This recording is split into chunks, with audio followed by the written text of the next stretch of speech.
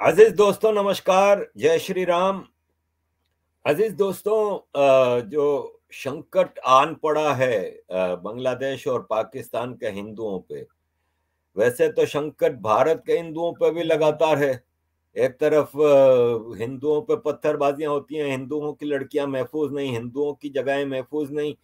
गरबा हो कुछ हो तो सारे मुसलमान पहुंच जाते हैं। आरती के समय कोई मुसलमान नहीं आता। ये सब चीजें हम देखते आए हैं, लेकिन इस वक्त हम जो प्रोग्राम कर रहे हैं वो हम पाकिस्तान और बांग्लादेश के जो हिंदुओं के ऊपर इतना बड़ा संकट आया हुआ है उस पे कर रहे हैं। और उस सिलसिले में हमने डॉक्टर और ओमेंद्रा रत्नू जी को हिंदू आक्रोश दिवस जयपुर के सिलसिले में जहमत दी है। डॉक्टर साहब, नमस्कार। नमस्ते आरिफ भाई। एज यूजुअल हमेशा की तरह आप जैसे प्यारे सनातनी से बात करके हृदय को बहुत ठंडक पहुंचती है, और आप इतने प्रेम से और इतने करुणा से पाकिस्तानी हिंदुओं की बात करते हैं, तो आपको नमस्कार है। डॉक्टर साहब, पहले तो सैल्यूट, प्रणाम आपकी एफर्ट्स को।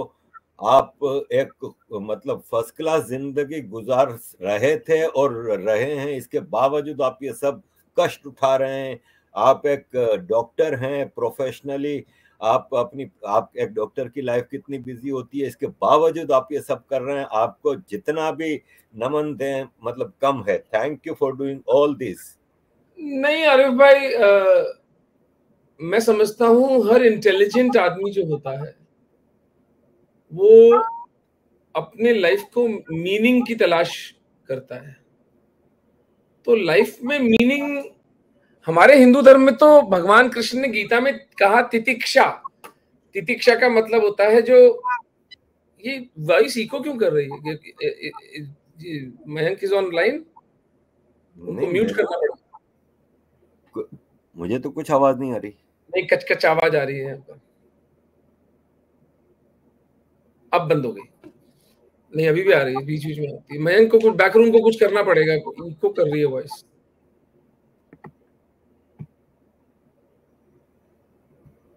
तो ये जो इंद्रियों के सुख के प्रति इतना अनुराग, ये तो हिंदू धर्म में मना किया गया है कि जो जीवन मिला है वो इसीलिए उसको 4 वर्णों में भाग में बांटा था कि सन्यास, ब्रह्मचर्य, गृहस्थ, वानप्रस्थ। तो 50 के बाद तो आप वानप्रस्थ में हो भाई, वन की ओर प्रस्थान। संसार की चीजें नहीं लुभा सकती। अब वही खाना, वही कपड़े, वही बातें, वही लोग, वही गप। अब अपने सौभाग्य को अपने से नीचे रहने वाले हिंदू को पहुंचाओ। धनी हिंदू निर्धन हिंदू की तरफ प्रेम और सहायता का हाथ बढ़ाए, इसी में जीवन की सार्थकता है। ये मैं नहीं कह रहा, हमारे भगवान, हमारे ऋषि मुनि, हमारे अवतार कहकर गए हैं। तो मैं आपको सच निष्ठा से कह रहा हूं, ये बात जो मैं कर रहा हूं वो महान नहीं है। जो हिंदू 50 साल से ऊपर की आयु में अब भी पैसा कमाने में लगा है लूट लूट कर बाकी हिंदुओं को, और निर्धन हिंदू समाज की सहायता नहीं कर रहा, वो पापाचारी है। मैं पुण्यात्मा नहीं हूं, मैं सामान्य व्यक्ति हूं। लेकिन ये लोग जो धर्म की रक्षा के लिए जो काम करना चाहिए उसकी जगह वही खाने यार, वही कपड़े, वही फॉरेन वेकेशंस, वही मूवीज, ये थकते नहीं है इनको देख देख कर। तो मां भगवती की कृपा से आंख खुल गई, तो एक विषय हाथ लग गया, उसमें मां भगवती ने मार्ग खोल दिए, इसलिए कर पा रहा हूं। ये कोई महानता कुछ नहीं है इसमें। डॉक्टर साहब, पहले तो हमें जरा समझाइए कि ये जो दिवस आप मना रहे हैं इसका क्या मतलब है, इसकी क्या चीजें आप करने वाले हैं और उसका आगे क्या फायदा होगा हिंदू समाज को। अरे भाई, आप जानते हैं मैं गत 14-15 वर्षों से पाकिस्तान के हिंदुओं के साथ काम कर रहा हूं। पुस्तकें लिखी हैं, आर्टिकल्स लिखे हैं, इंटरव्यूज दिए हैं। और मैं शुरू से 15 साल से ये बात कह रहा हूं, हर टीवी चैनल पर जाकर के, हर न्यूज चैनल पर जाकर के, हर हर हर इंटरव्यू में ये बात कहता हूं, बांग्लादेश के हिंदुओं को भी मारा जाएगा। कब मारा जाएगा वो मुझे नहीं पता था, पर वो आपके सामने घट रहा है।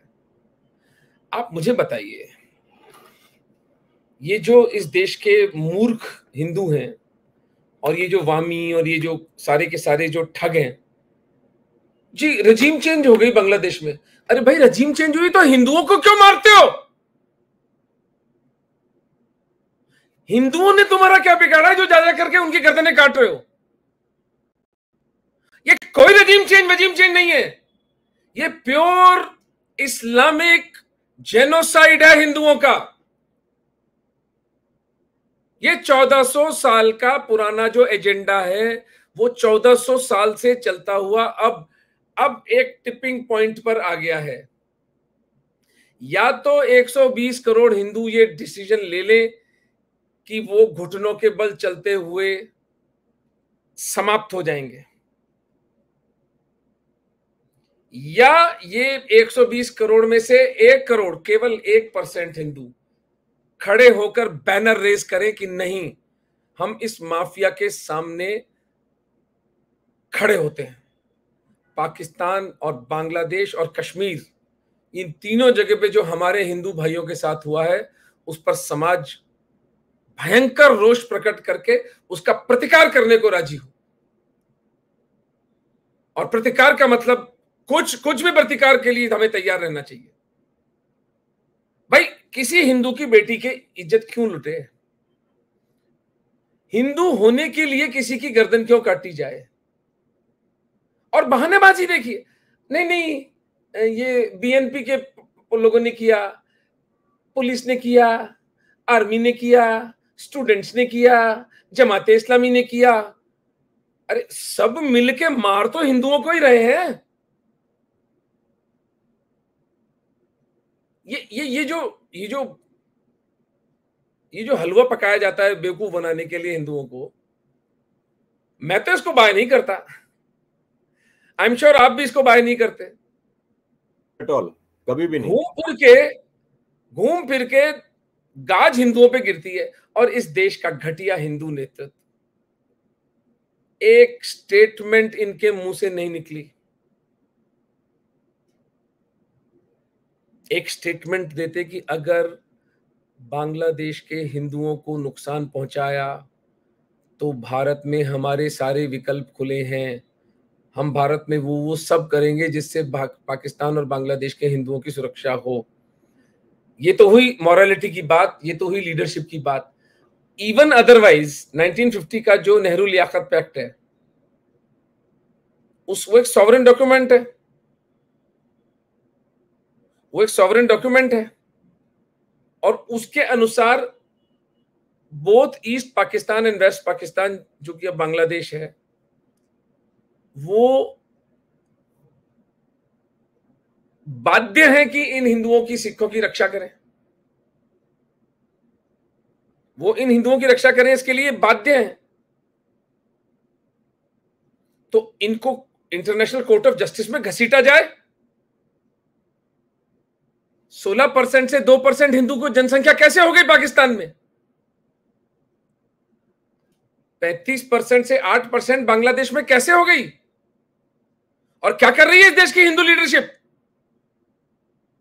ये कब तक इन हिंदुओं की चिताओं पर रोटियां सेकते रहेंगे? या फिर ये अफगानिस्तान का इंतजार कर रहे हैं कि ये दोनों देशों में हिंदू इस तरह से मार दिए जाएं, मिटा दिए जाएं कि जब 30-40 बचे तो एक C-140 भेजेंगे इनको लेने के लिए। पर याद रखना, इस देश के हिंदू नेतृत्व को बता देता हूं, मोदी जी और अमित शाह जी और बीजेपी और संघ के सब लोग सुन लें, जिस दिन बांग्लादेश और पाकिस्तान के हिंदू समाप्त हुए, उस दिन भारत के हिंदू भी नहीं बचेंगे। आपका ये सामर्थ्य नहीं होगा कि आप C-140 उनको भेज सको। इसलिए आज 10 साल का समय है, आंख खोलकर पाकिस्तान और बांग्लादेश के हिंदुओं की रक्षा के लिए एक बोर्ड बनाइए, डिस्प्लेस्ड हिंदू रिहैबिलिटेशन बोर्ड, विस्थापित हिंदू पुनर्वास बोर्ड का गठन किया जाए, एक स्टैट्यूटरी बॉडी हो, 2000 करोड़ का फंड हो, उसका एक मिनिस्टर इंचार्ज हो, और वो हम जैसे लोगों को बुलाकर पूरा का पूरा एक प्रोसेस बनाए कि इन 3 करोड़ हिंदुओं को, 1 करोड़ पाकिस्तान के, 2 करोड़ बांग्लादेश के, इन हिंदुओं की रक्षा कैसे की जाए। कश्मीरी हिंदुओं को वैली में वापस आर्मी प्रोटेक्शन में बसाया जाए। मैं कल ये गुहार समाज से लगाने वाला हूं। मेरे साथ पुष्पेंद्र कुलश्रेष्ठ, रमणीक मान, नीरज अत्री, वैभव सिंह, प्रतीश विश्वनाथ, पूरे भारतवर्ष से हिंदू विचारक आ रहे हैं और अपने विचार प्रकट करेंगे, अपनी सॉलिडेरिटी एक्सप्रेस करेंगे और बताएंगे कि इन 3 करोड़ हिंदुओं को मरने के लिए नहीं छोड़ा जा सकता। अब हिंदू समाज ये नरसंहार नपुंसकों की तरह लकवाग्रस्त पड़ा पड़ा देखने को तैयार नहीं है।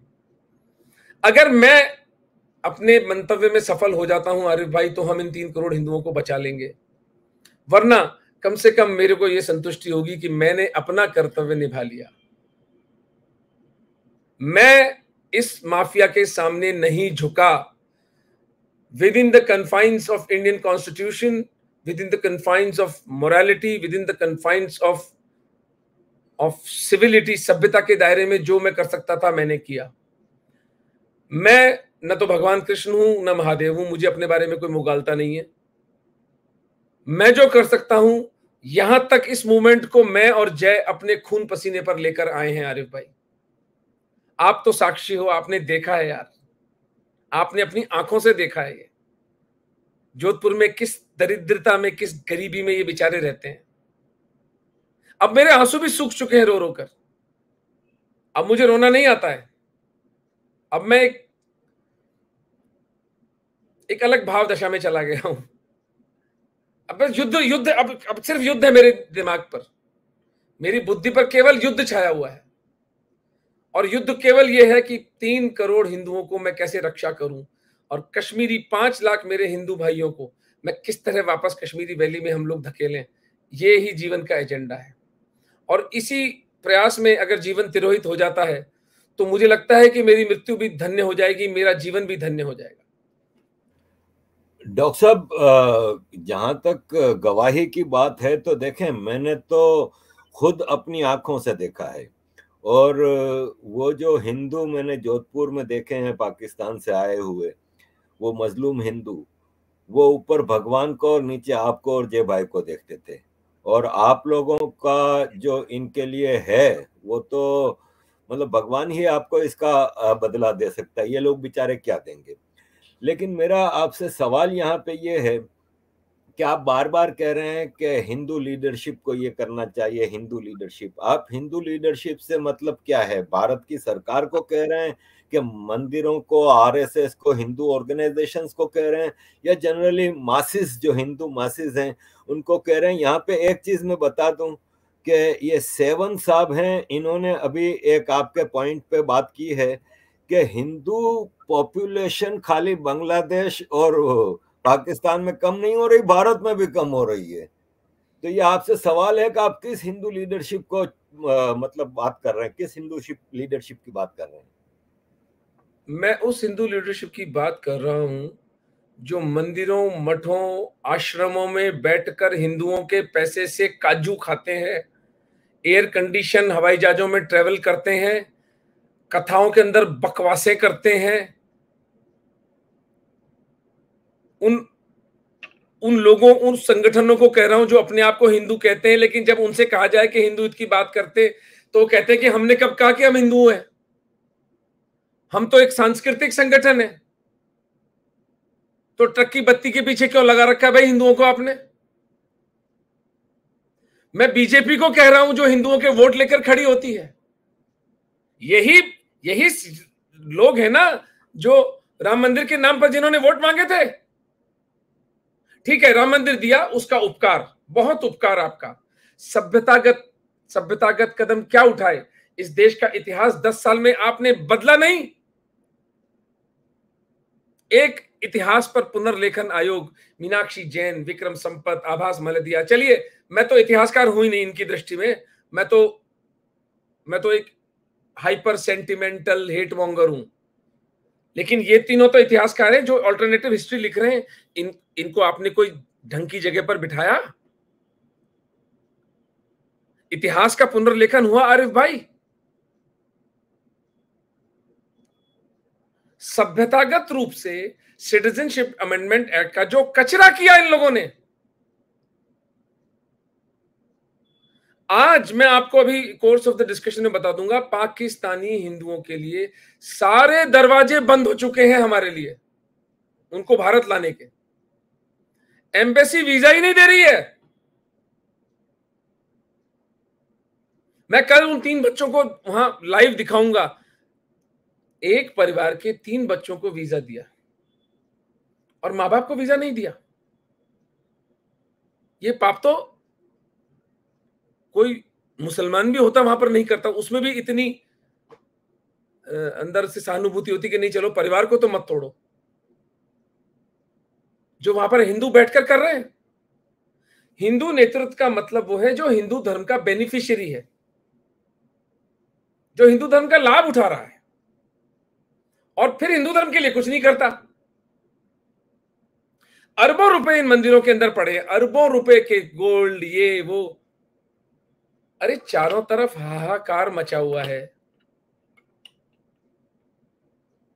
कुत्ते की मौत हिंदू मारे जा रहे हैं। आप जरूर पुल बनाइए, सड़कें बनाइए, आप जरूर यूक्रेन और रशिया के बीच में दोस्ती कराइए, आप जरूर इजराइल के प्राइम मिनिस्टर को फोन करके उनको ढाढ़स बंधाइए, लेकिन बांग्लादेश के हिंदुओं को आप पूरी तरह विस्मृत कर चुके हैं। इस देश के मठाधीश और धर्माचार्य एक कॉल नहीं दे सकते आरिफ भाई, चलो हम बॉर्डर पे चलते हैं, हम बांग्लादेश के हिंदुओं को वहां से निकाल कर लाते हैं। आप मुझे बताइए, आप कराची के हैं, पाकिस्तान के हिंदुओं से आपका भी पाला पड़ा होगा कभी ना कभी। उनकी एक धौंस क्या है? उनके पास एक लाइफलाइन है पाकिस्तानी हिंदुओं के पास कि यार अगर ज्यादा सिस्टम ने हमको तंग किया तो हम इंडिया चले जाएंगे। कहते हैं कि नहीं कहते? वो यही है, बिल्कुल दुरुस्त है आपकी बात। और इंडिया क्या कर रहा है? जैसा कि आपने बताया कि इंडिया वीजा ही नहीं दे रहा। मतलब एक ही जगह रह गई है, एक मुसलमान को तकलीफ होती है तो 56 देश खड़े हो जाते हैं, लेकिन यहाँ पे तो कोई बोलने वाला है ही नहीं। मतलब taken for granted in life. नहीं, ग्रांटेड नहीं है, अपनी रिस्पॉन्सिबिलिटी का एब्डिकेशन है भैया जी। इनको वोट हिंदुओं की रक्षा करने के लिए हमने वोट दिए थे हिंदुओं ने, और ये हमारे साथ धोखा कर रहे हैं। अगर आप पाकिस्तान के हिंदुओं के लिए भारत का माइग्रेशन फैसिलिटेट नहीं करते हैं तो आप धोखेबाज हैं, आप नरभक्षी हैं, नरभक्षी। इंसानों का मांस खाने वाले लोग हैं ये। सत्ता है तुम्हारे पास, एक कागज का नोटिफिकेशन निकालना है, एक स्टेटमेंट देना है, बांग्लादेश और पाकिस्तान के हिंदू सुरक्षित हो जाएंगे। उतना भी नहीं करते। हिंदू लीडरशिप का मतलब जो हिंदू धर्म का फायदा उठाते हैं, और इस देश की जो दलित लीडरशिप है जो हमारे भारत की, 90% जो पाकिस्तान और बांग्लादेश से भारत आएंगे हिंदू, वो दलित समाज के हैं जी। इनमें इतनी अक्ल भी नहीं है कि 2.5 करोड़ हिंदू अगर इसमें से दलित समाज के, तो तुम्हारा ही वोट बैंक बड़ा होगा ना। कल को भारत का प्राइम मिनिस्टर एक दलित समाज का व्यक्ति बन सकता है, और बनना चाहिए, बनना चाहिए। हमारे राज्य का, किसी राज्य का चीफ मिनिस्टर दलित समाज का हो सकता है, और होना चाहिए। ये वो महान लोग हैं जो हिंदू धर्म के बेनिफिशियरी नहीं होने के उपरांत भी हिंदू धर्म को अपनी छाती पर ढोते हैं। क्या देर लगती है आरिफ भाई, क्या देर लगती है मुसलमान बनने में? वो मैंने आपको वीडियो भेजा, वो चलाएंगे क्या? वो सिंध में वो बदबूदार मौलवी बोल रहा है उमरकोट के बाहर कि हिंदुओं को उनकी दुकानों से घसीट घसीट कर हम मारेंगे। ये 7 दिन पहले का वीडियो है। गांव के गांव इंद्रुनी सिंध में भीलों के बड़ाई कोली ओड राजपूत मुसलमान बन रहे हैं। क्या करें, तो वो कहां जाएं? डॉक्टर साहब, आपकी बात तो सही है, लेकिन मैं एक यहाँ पे एक मुद्दा उठा रहा हूँ।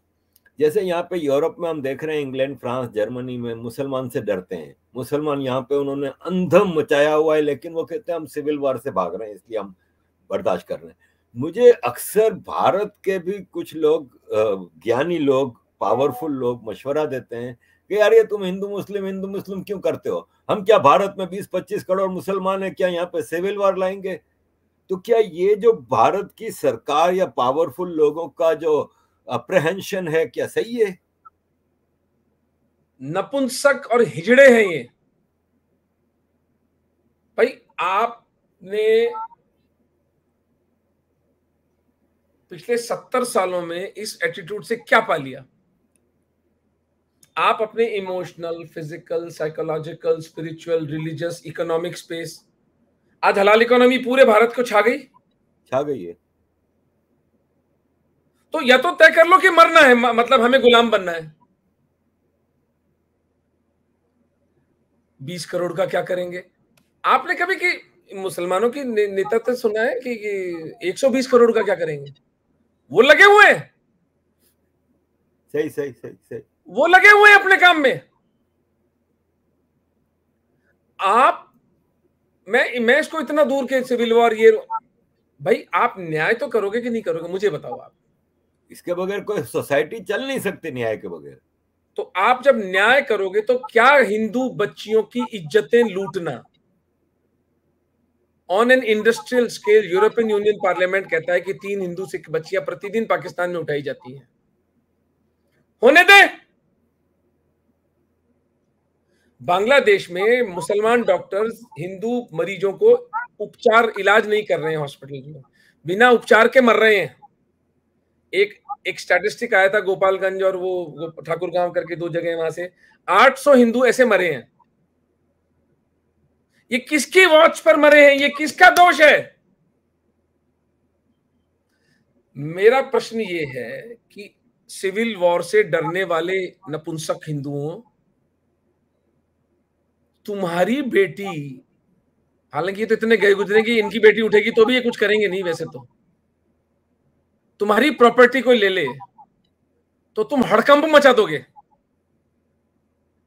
चूंकि आज किसी और हिंदू की बेटी लुट रही है, किसी और हिंदू की प्रॉपर्टी उठ रही है, इसलिए तुम सबको शांत बना के रखना चाहते हो। कितने साल?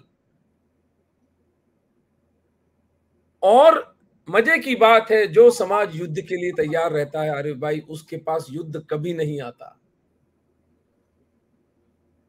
युद्ध हमेशा कमजोर, डरपोक व्यक्ति को लड़ना पड़ता है, उसके पास युद्ध आता है। अमेरिका से कोई युद्ध करने की सोचेगा?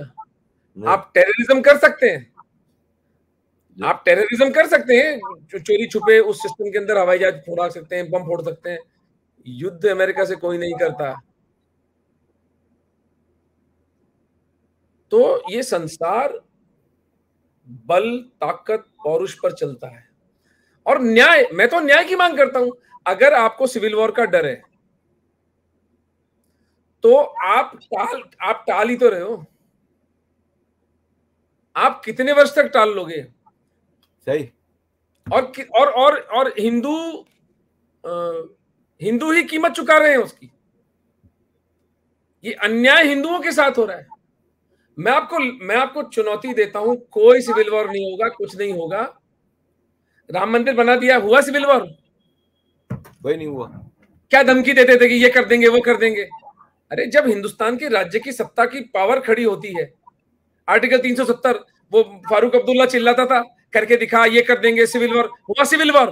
कुछ नहीं। सिविल वॉर इनके बाप का राज है, सिविल वॉर। डॉक्टर साहब, वो वीडियो का आप कह रहे थे, तो शायद वो मयंक दिखा रहे हैं वीडियो।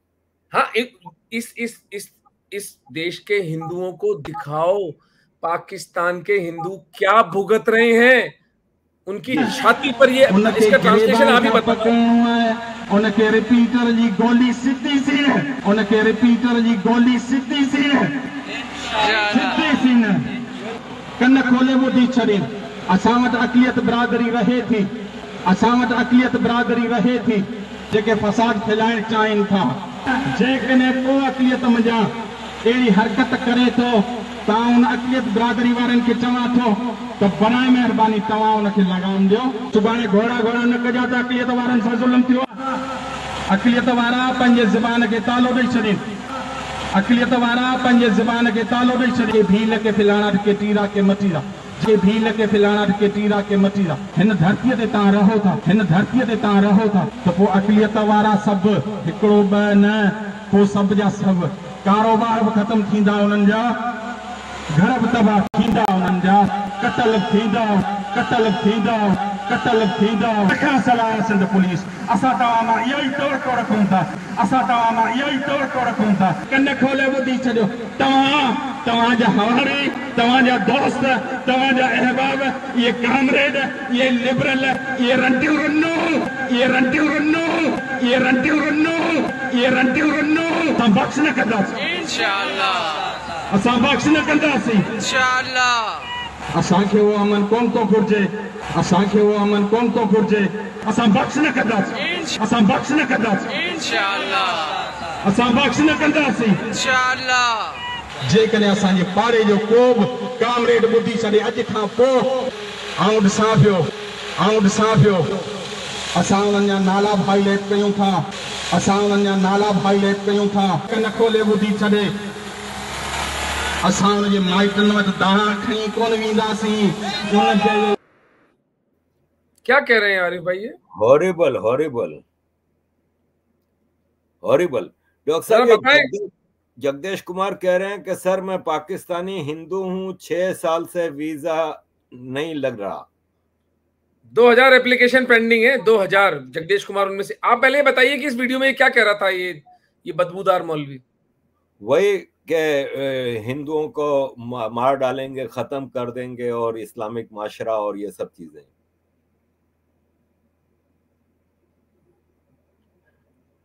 ठीक है, मरने दो। हिंदू होने के लिए अगर उनको मरना पड़ता है तो धिक्कार है हम सबको, ये हमारा फेलियर है। 1576 में हल्दी घाटी का युद्ध हुआ था, 1568 में साका हुआ था। हमारे पूर्वज 1200 साल मुसलमानों से लड़े। क्या पता किसी न किसी रूप में हम लोग उस वक्त रहे होंगे। हम उस चीज को तो नहीं बदल सकते, लेकिन आज हमारी आंखों के सामने बांग्लादेश और पाकिस्तान के हिंदुओं का नरसंहार हो रहा है और हमें कोई लेना देना नहीं है। ये महापाप हो रहा है आरिफ भाई, और हिंदू नेतृत्व उसको देख रहा है। ठीक है, सबको अपने कर्मों का हिसाब चुकाना होता है, अपने कर्मों का फल इनको भी भुगतना पड़ेगा। मुझे अपने कर्मों का भुगतना है, इनको इनके कर्मों का भुगतना। डॉक्टर साहब, मैं एक सवाल है। आपकी बातें सुन के एक तरफ हमें ये लगता है कि आप फ्रस्ट्रेटेड हैं, दूसरी तरफ आप बहुत ज्यादा ऑप्टिमिस्टिक भी लग रहे हैं। ये कॉन्ट्राडिक्शन क्यों? हाँ, यू आर राइट। देखो, फ्रस्ट्रेटेड तो मैं टोटली हूं, क्योंकि सारे रास्ते बंद कर दिए ना। जो प्री कोविड इरा में हम 500-600 हिंदू हर महीने निकालते थे, वो अब 20, 22, 23, 24, 25 पे आ गया है नंबर। पहले तो इंडियन स्पॉन्सर चाहिए। कौन स्पॉन्सर करेगा पाकिस्तान के हिंदू को? कोई नहीं। बड़ी मुश्किल से स्पॉन्सर करवाते हैं। गजेटेड ऑफिसर से साइन चाहिए। कौन सरकारी अफसर साइन करेगा? पहले ऑनलाइन हो जाता था, अब कह रहे हैं कि फिजिकल भेजिए। अरे, हिंदुस्तान और पाकिस्तान के बीच में डाक सेवा नहीं है। यहां से हम दुबई पेपर भेजते हैं, वहां से फिर वो इंडियन एम्बेसी इस्लामाबाद में जाते हैं। जाने के बाद में भी क्या, ये जगदेश कुमार रो रहे हैं, ऐसे 2000 हिंदू और रो रहे हैं कि हमें वीजा ही नहीं मिल रहा है। वीजा मिलने के बाद बेचारे यहां आते हैं, कोई पूछता नहीं है।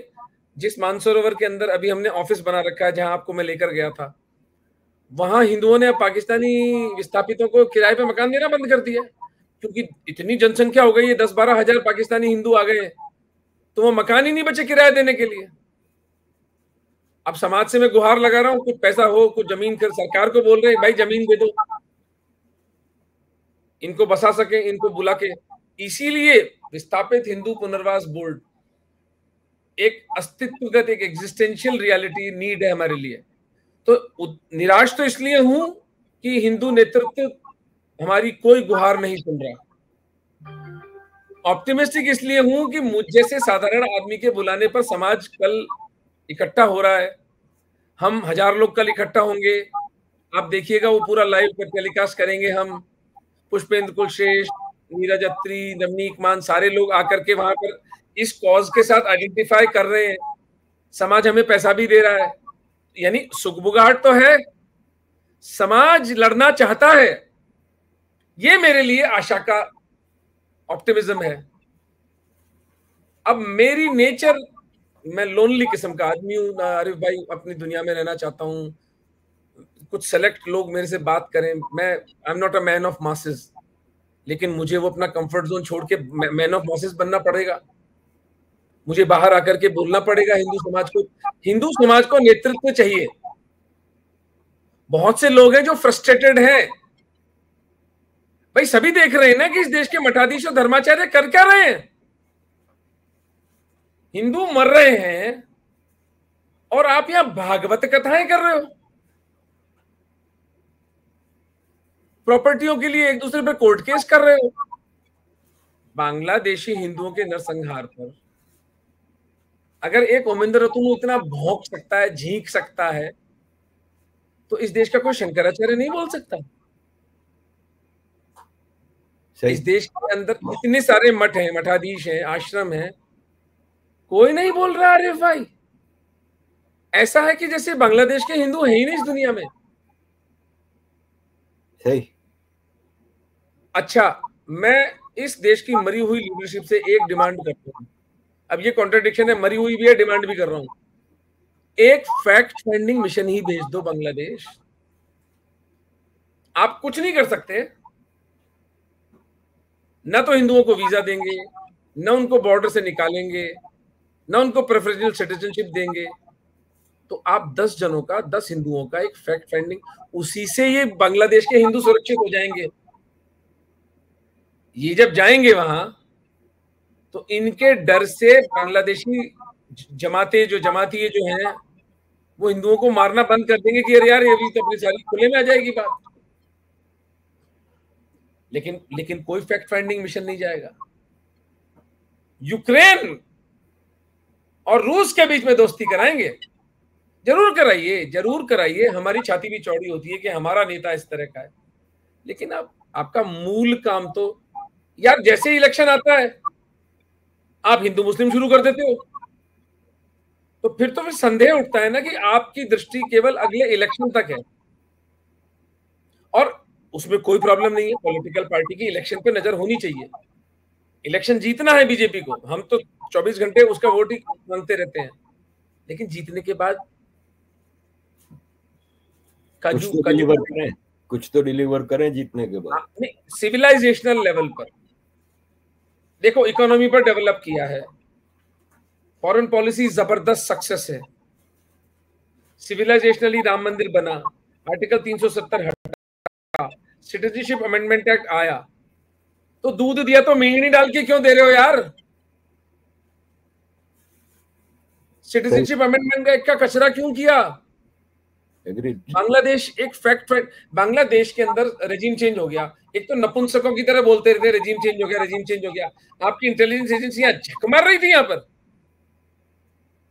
अगर शेख हसीना हिंदुओं की समर्थक है, भारत की समर्थक है, आप उसको प्रोटेक्ट नहीं कर पाए। आपके अरबों रुपए, आपकी सत्ता, आपकी ताकत किस काम की? चलिए, इंटेलिजेंस फेलियर तो एक बड़ी चीज है। बांग्लादेश के हिंदुओं की रक्षा के लिए एक फैक्ट फाइंडिंग मिशन तो भेज दो। उसमें क्या घिसता है आपका?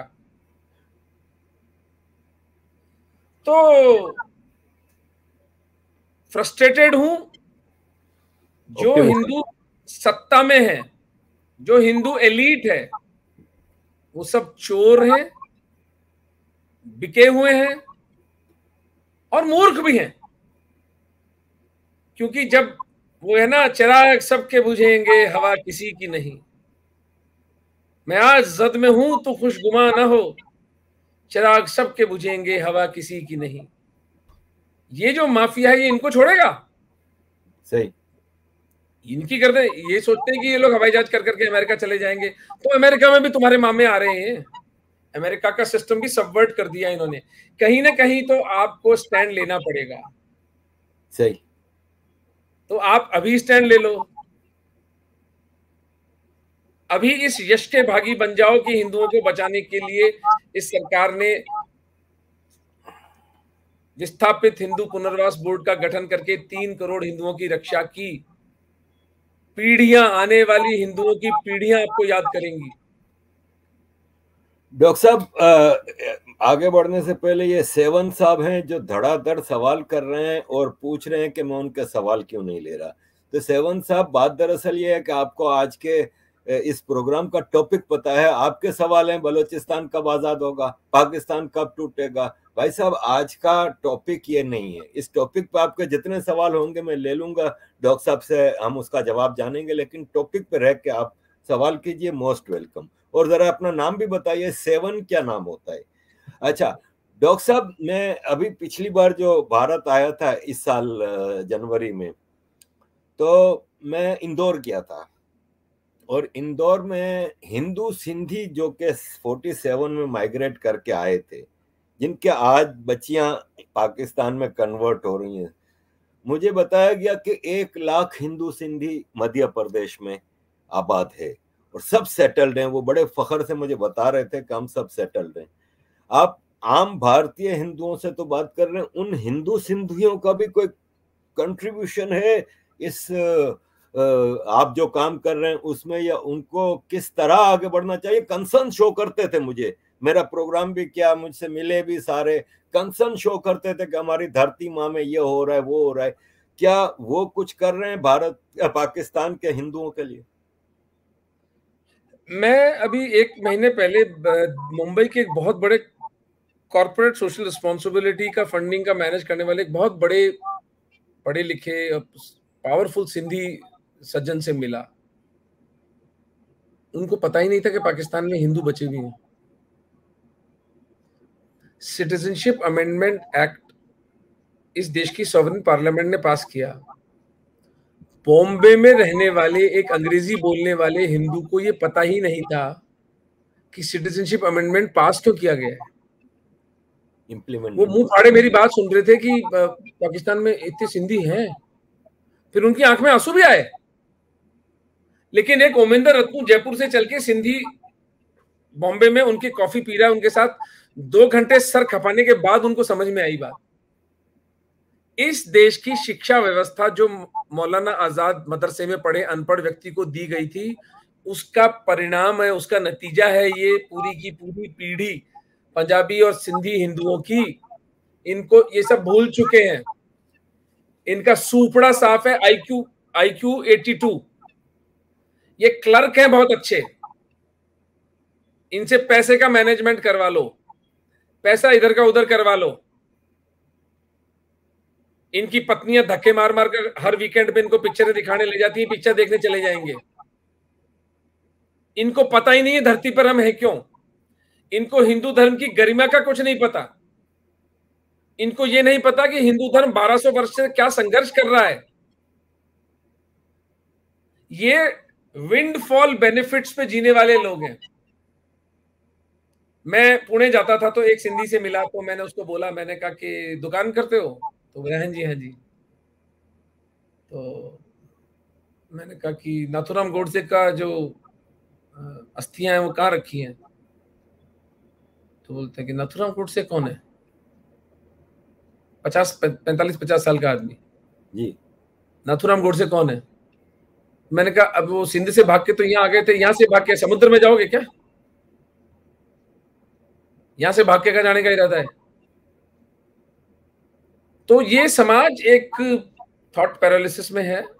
और ये बिल्कुल आश्चर्य की बात है कि इन्होंने तो 2 पीढ़ी पहले नरसंहार झेला है, उसके बाद 2 पीढ़ी में भूल गए लोग। मुझे कहते हैं डॉक्टर साहब आपने तो, आपके परिवार ने तो पार्टीशन का कुछ खोया भी नहीं, आप इतना पैशनेट क्यों हैं? मैंने कहा मेरे को हर हिंदू की बेटी अपनी बेटी लगती है, अब ये भी मेरी गलती है। और ये लाल कृष्ण आडवाणी सिंधी, ये शायद 2002 या 2003 की बात है, उनकी अटल बिहारी वाजपेयी जी के दौर में। हाँ, तो पाकिस्तान गए थे, हैदराबाद गए थे अपने शहर। ये आदमी जिन्ना की समाधि पर माथा टेक कर आया है।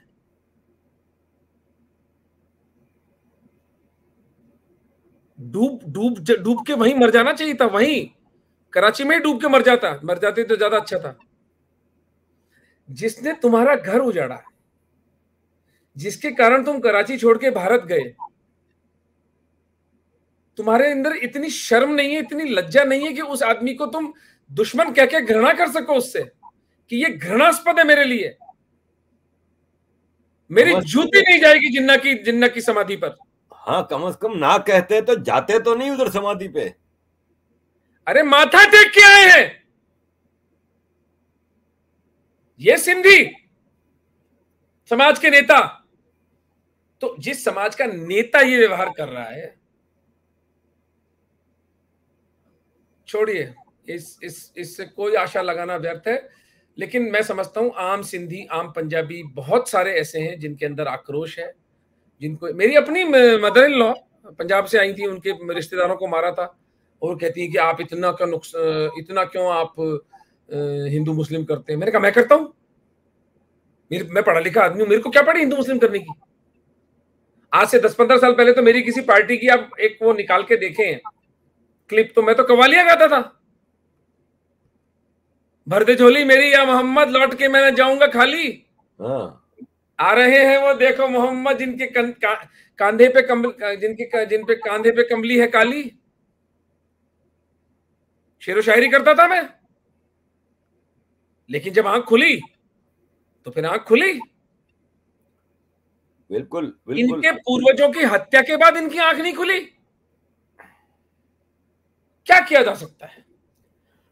सतत जागरण ही एकमात्र विकल्प है। और आपका वो प्रश्न था ना कि मैं एक तरफ डिप्रेस्ड हूं, एक तरफ होपफुल हूं। अगर मैं होप ना रखूं तो पागल हो जाऊंगा बिल्कुल। और एक छोटी सी यहूदी कहानी सुनाता हूं आपको। यहूदी ये मानते हैं कि भगवान का कोई ना कोई व्यक्ति संसार में हमेशा भगवान का प्रचार करने के लिए रहता है। तो एक भगवान का प्रचार करने वाला व्यक्ति था जेरूसलम के अंदर, वो भगवान के बारे में प्रवचन दिया करता था रोज। तो धीरे धीरे उसको सुनने वालों की संख्या घटती गई। एक दिन ऐसा आया कि उसको कोई सुनने नहीं आता था, लेकिन फिर भी वो सिटी स्क्वायर पे जाके बोलता था। तो लोग शराबे पीते हुए उसका मजाक उड़ाते, यार तेरे को कुछ सुन तो रहा नहीं है, तू किसके लिए बोल रहा है? तो बोला मुझे भी पता है कि मुझे कोई नहीं सुन रहा, लेकिन अब मैं किसी को सुनाने के लिए नहीं बोल रहा हूं, अब मैं इसलिए बोल रहा हूं कि मैं तुम्हारे जैसा ना हो जाऊं। वाह डॉक्टर साहब, आपकी बात से मुझे भी याद आया कि मैं भी महमूद गजनवी को किसी जमाने में अपना हीरो मानता था। वो मेरी भी आंख खुली और मेरी वापसी का रास्ता उस दिन से शुरू हुआ था। और डॉक्टर साहब, मैं एक और मुझे चीज याद आई कि आपके साथ में गया था जब जोधपुर में वो जो बस्ती में, तो एक साहब से मैंने सवाल किया, मैंने कई लोगों से बातचीत की थी, तो एक, और जाहिर है अपने कराची और अपने इलाके के लोग मिलते हैं तो और दिल से बात होती है। तो एक साहब से मैंने पूछा था, मैंने कहा भाई साहब आप करते क्या थे पाकिस्तान में? तो उन्होंने कहा कि मेरी कराची में 10 दुकानें थी। तो मैंने कहा कि आप इस झोपड़ी में आके रह रहे हो, वहां पे कोई रास्ता नहीं था सेटल होने का? तो उसने कहा था ना, आसान रास्ता था। मैं ला इलाहा इल्लल्लाह मुहम्मदुर रसूलुल्लाह पढ़ लेता, कलमा पढ़ लेता, तो मेरी बेटी भी महफूज, मेरी बिजनेस भी महफूज, लेकिन मैं तो सिर्फ अपना धर्म बचा के आया हूँ। डॉक्टर साहब, वो बात थी जिसने मुझे हिला के रख दिया कि वाकई आज सीरिया, ईरान, हम देखते हैं कि 50-50 साल में पूरे कन्वर्ट हो गए। भारत में कम से कम आज भी 120 करोड़ लोग हिंदू हैं। तो ऐसे लोगों की वजह से हैं जिन्होंने सब कुर्बान किया। मेरे पुरखों के लोग, हम भी सिंधी थे, लोहाना कम्युनिटी से थे। 500-600 साल पहले बिजनेसमैन थे ना जो लोहाना कम्युनिटी के, वो जजिया ना देना पड़े, अदालत में काजी भी सपोर्ट करेगा, ये करेगा, तो मुसलमान हो गए। मुसलमानों के मोमिन हुए और मोमिन से मेमन बन गए और गुजरात माइग्रेट कर गए। तो वो बेनिफिट के लिए मुसलमान हुए थे, लेकिन कोई रोशनी और ये सब ड्रामा जो है ना कि इस्लाम की रोशनी, वो सब नहीं थी। तो वो तो आपने पूछा ना ऑप्टिमिज्म कैसे है, ये मेरा कारण है ऑप्टिमिज्म का, कि बंदा 10 दुकानें खोकर भी हिंदू धर्म को नहीं छोड़ता, तो फिर मेरा कर्तव्य बनता है कि उस हिंदू की मैं सहायता करूं। राइट जी डॉक्टर साहब, ये हिंदी में कुछ लिखा है, आप देखें, सवाल है आपके लिए क्या? ये कह रहे हैं उपेंद्र जी, ये सरकार सीएए एनआरसी ला रही थी इन्हीं लोगों के लिए और बेचारे आ गए हैं, उनका हाल बुरा कर रखा है। अगर माइनॉरिटी कमीशन है तो इस चेंज के लिए भी कोई कमीशन होना चाहिए। बिल्कुल सही कह रहे हैं आप, बिल्कुल यही मांग है हमारी कि हमारे को विस्थापित हिंदू पुनर्वास कमीशन एक बोर्ड होना चाहिए। 3 करोड़ हिंदू, मतलब as good as the population of 2 Netherlands. भाई आप नीदरलैंड से रहे हो ना, एम्स्टर्डम में? जी जी 1.5 करोड़ जनसंख्या है जी। 1.5 करोड़ नीदरलैंड्स, 2 नीदरलैंड्स के बराबर जनसंख्या की बात कर रहे हैं अपन। मैं बेल्जियम में रहा हूँ, 1 करोड़ की आबादी है, 3 बेल्जियम बन जाते हैं। 3 बेल्जियम की बात कर रहे हैं अपन, कि किसी तरह से इन हिंदुओं को बचा लिया जाए, इन सिखों को बचा लिया जाए, इनको भारत लाया जाए। तो ये अन्याय चल रहा है सबकी आंखों के सामने, और एक घिसा पिटा आर्गुमेंट देते कि जो हिंदू जहां है उसे वहीं पे सशक्त करेंगे। अरे यार क्या सशक्त करोगे? क्या कहना चाहते हो तुम? हथियार दोगे इनको? तुम्हारे पास इंफ्रास्ट्रक्चर है, तुम्हारे पास वो जासूसी तंत्र है, 1000-2000 करोड़ के फंड्स हैं, एक रिवॉल्वर तो जरा पाकिस्तान भेज के दिखाओ जरा मुझे यहां से। किसको फंड करोगे? बलूचिस्तान की जो लीडरशिप है उसको आप भारत में एग्जाइल में दोगे? तारिक फतेह बेचारे मर गए कहते कहते। आज आप जैसे लोग कहते हैं ना कि भाई आप सिंध के अंदर इंसर्जेंसी को फंड करो, 10 रुपए दिए, सशक्त करेंगे, हवा में सशक्त करेंगे। सशक्त वशक्त तो पता नहीं, अशक्त जरूर कर दिया, मरने के लिए छोड़ रखा है हिंदुओं को। बहुत अन्याय है आरिफ भाई, बहुत अन्याय है, और इनका श्राप लगेगा इन सब लोगों को, इन निरीह हिंदुओं का। लोग मर रहे हैं, बच्चियों की इज्जतें लुट रही हैं, बिजनेसेस जलाए जा रहे हैं, कितना कष्ट है, नरक है, जीते जी नरक बना के रखा हुआ है इन हिंदुओं के लिए। और ये काजू खा रहे हैं, इनको नींद के। अरे भाई आपने तो मेरा हॉस्पिटल में मेरी वर्किंग देखी है, अगर एक पेशेंट को मेरा ऑपरेशन में कुछ गलत कर देता हूं, मुझे 2-2 महीने तक नींद नहीं आती है। मुझे इतनी आत्मग्लानि होती है, इतना बुरा लगता है, इतना अपराध बोध होता है कि ये मुझसे क्या पाप हो गया, जबकि मैं जानबूझ के नहीं होता है, वो अनजाने में हो जाता है। कई बार पेशेंट का भाग्य होता है, पेशेंट ठीक नहीं होता, मुझे 2-2 महीने तक नींद नहीं आती चिंता के मारे।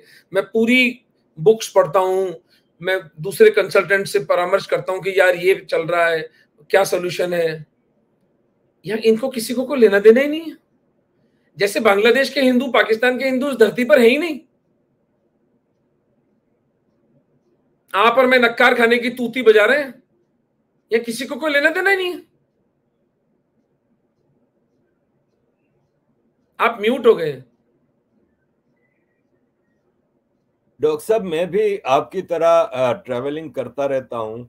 अच्छा, जहां मैं जाता हूँ वहां पे हिंदू बहुत ज्यादा आके कंसर्न तो शो करते हैं, तो फिर क्या वजह है कि हम एक ऐसी मास मूवमेंट क्रिएट नहीं कर सकते? Leadership, leadership, leadership. नेपोलियन ने कहा था 100 भेड़ों का सरदार अगर सिंह होगा, लायन होगा, और 100 लायंस का सरदार अगर एक भेड़ होगी, तो 100 भेड़ें जीतेंगी।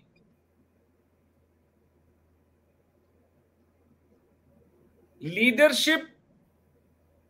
देखो, जिन्ना से हम हिंदू कितनी भी नफरत करें, घृणा करें, अपनी कौम के लिए तो बंदा काम कर गया। हाँ, जो उसने सोचा था उसके हिसाब से इन्होंने उसके बाद उस पर रायता ढोला, सत्यानाश किया, वो ये जाने, लेकिन वो तो देश तो बना के चला गया ना। हाँ हाँ हाँ, हिंदुओं की छाती पर वो देश बना गया, तो उनके लिए तो अच्छा है वो।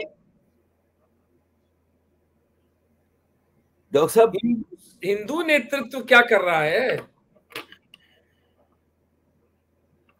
उसको हम क्या बोले?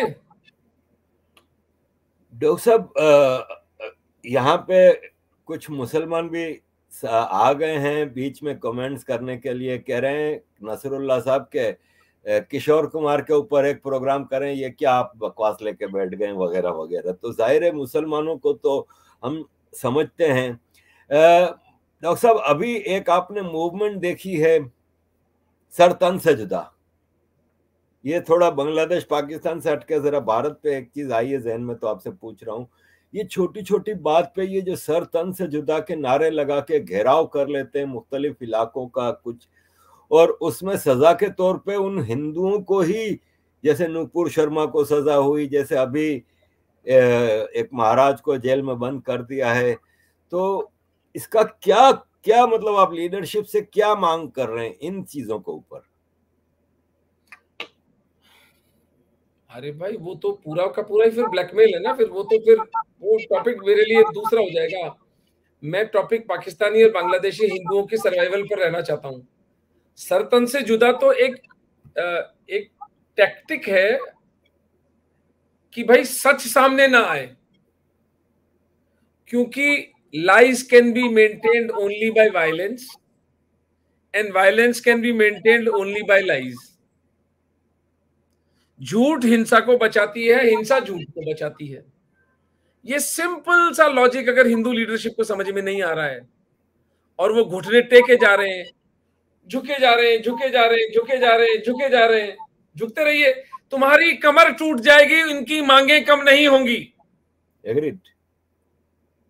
तुम्हारी हड्डियां टूट जाएंगी। हमारे पुरखों ने तो कभी नहीं सरेंडर किया, इसीलिए हम बचे। एक सड़क छाप गुंडा जब एक सभा में आता है तो पुलिस वाले बाउंसर आप रखते हैं, उनको थप्पड़ देके बाहर निकालते हो ना। इस देश की मरी हुई कानून व्यवस्था उल्टा नूपुर शर्मा को कहती है आपने देश का माहौल खराब कर दिया, डूब के मर जाओ तुम सबके सब। एक बेचारी स्त्री बजाय उसके वक्तव्यों को, उनका सत्य जानने के, आपने उसको मरने के लिए छोड़ दिया।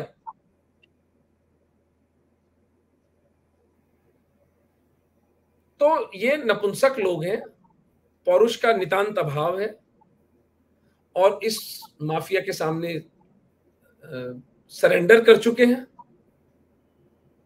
अब जो कुछ लोग सरेंडर नहीं कर रहे हैं, वो अगर संगठित हो गए, और उतने ही होते थे, 3 करोड़ के देश में हल्दी घाटी का युद्ध तो 10,000 हिंदुओं ने लड़ा था ना। 2,99,90,000 क्या कर रहे थे? यही कर रहे थे जो आज कर रहे हैं, अपनी पत्नी के आगे बैठे थे।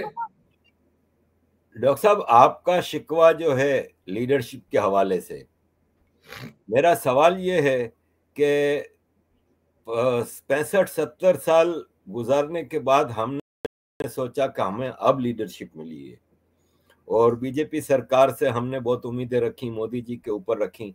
अगर आज भी हिंदुओं के पास लीडरशिप नहीं, तो आगे फिर कहां से लीडरशिप आएगी? आप और मैं ही लीडर हैं, कोई लीडर नहीं बचा। आप और मैं ही अब लीडर हैं। और मैं पॉलिटिकल लीडरशिप की बात नहीं कर रहा, समाज की लीडरशिप अलग होती है। भाई, आप 1947 में जिन्ना जब जिहाद का तांडव खेल रहा था, हिंदू इंटरेस्ट कौन बचा रहा था? कोई नहीं। आप देखो, अपने मुंह से कह दिया आपने, हिंदू नेता ही नहीं था, कोई नहीं था। आज 2024 में कौन हिंदू नेता है? मुझे एक हिंदू का नाम, नेता का नाम बता दीजिए, एक का नाम। अगर है तो वो आप हैं सच्चे, अगर जो हिंदू धर्म के लिए, हिंदू समाज के लिए कर रहे हैं, तो आप हैं। मुझे आप कह लें, जय साईं दीपक है, आनंद रंगनाथन है, संजय दीक्षित है, आरिफ अजकिया है, ताहिर गोरा है, पुष्पेंद्र कुलश्रेष्ठ है, ये रैग टैग 10, 12, 15 लोग हैं। अब ये अगर समाज को जगह पाते हैं और समाज खड़ा हो जाता है तो वो भी जाए, पता नहीं, ये तो महादेव की इच्छा है। अगर धर्म बचाना है तो ले देकर हम ही लोग हैं। तो कायनात से है जिगर कोई इनकलाब उठेगा फिर, कि बुलंद हो के भी आदमी यहाँ ख्वाहिशों का गुलाम है। तो ये है मैं कदा महाराज के बाद है। छत्रपति शिवाजी महाराज जी के बाद कोई नहीं आया? नहीं, मैं पिछले 125 साल में, मुझे बताइए आप, स्वामी विवेकानंद ने अंतिम राजनेता थे जो खुद को हिंदू कहते थे। एक नेता मुझे बता दीजिए जो कहता हो कि मैं हिंदुओं का नेतृत्व करता हूं। कोई नहीं है। ये क्राइसिस है हमारा। हिंदुओं के पास कहने को अपना कोई नेता ही नहीं है। Agreed sir. है ही नहीं। तो वो इंटरनेट के युग में हो जाएगी, हिंदू लीडरशिप भी खड़ी कर देंगे, हो जाएगी। डॉक्टर साहब, कल आपका प्रोग्राम है पूरा दिन, आप धर्मांश चैनल पे शायद लाइव कर रहे हैं। लाइव करें तो वो लिंक मुझे भेज दीजिएगा। वैसे आपके पास उधर मायंक होंगे, तो मायंक के पास मेरे सारे सोशल मीडिया वो हैं, वो अपलोड कर देगा, वो उसमें लाइव लिंक लगा देंगे। और अगर जरूरत लगे तो इस चैनल पे भी मायंक लाइव चीजें कर देंगे। वर्ल्ड सिंध कांग्रेस यहाँ पे लंदन में इंटरनेशनल सिंध डे मनाती है हर साल, तो वो मना रही है। अभी मैं जिनीवा गया था 2-3 हफ्ते पहले यूनाइटेड नेशंस के सेशन में, तो वहां पे वर्ल्ड सिंध कांग्रेस ने और मैंने कई कॉन्फ्रेंसेस में पाकिस्तान के हिंदुओं के बारे में जो चीजें हैं वो रखी थी। मैंने सुने आपके वीडियोस। और वर्ल्ड सिंध कांग्रेस कल के प्रोग्राम में भी मुझे भी दावत दी है और हिंदू सिंधियों को भी दावत दी है। हम वहां पे भी ये चीजें उठाएंगे। तो हम तो जहां मौका मिलता है कोशिश करते हैं, ये हमारा फर्ज। आप हिंदू नेता हैं, मैं तो कह रहा हूं ना, मैं तो कह रहा हूं कि आप हिंदुओं के नेता हैं। डॉक्टर साहब आपसे बहुत सीखा है। मुझे आज भी वो रास्ते याद हैं जो हम जयपुर से जोधपुर जाते हुए अजमेर के पास से गुजरे थे। आपकी रिकॉर्डिंग्स आज तक मेरे पास महफूज हैं। बहुत मीठी यादें हैं। और एक एक चीज मैं आपसे पूछता था एक छोटे बच्चे की तरह, और आज भी मेरी नॉलेज बहुत कम है, लेकिन मेरी समझ में आ गया है पूरा चीज के एक मसला क्या है। बाकी गहराई में मुझे भगवान कृष्ण की इतनी चीजें नहीं पता जितनी जाहिर है आपको पता होंगी या वो, लेकिन आई एम स्टिल लर्निंग। और आपसे बहुत कुछ सीखा है, इंस्पायरेशन आपसे मिलती है। और मैं देखता हूँ कि मुझे याद है ना कि किसी की बेटी का मसला था तो आप चल के फौरन गए थे और आपने सारा मसला हल किया था। आपने मना किया है तो मैं नाम नहीं बता रहा। तो आपकी जो ये चीज है कि आप बगैर जान पहचान के भी, धन से भी, तन से भी और मन से भी समाज की सेवा कर रहे हैं। और तो कुछ हम एक थोड़ा क्षत्रिय एलिमेंट है कि अन्याय नहीं देखा जाता मेरे से।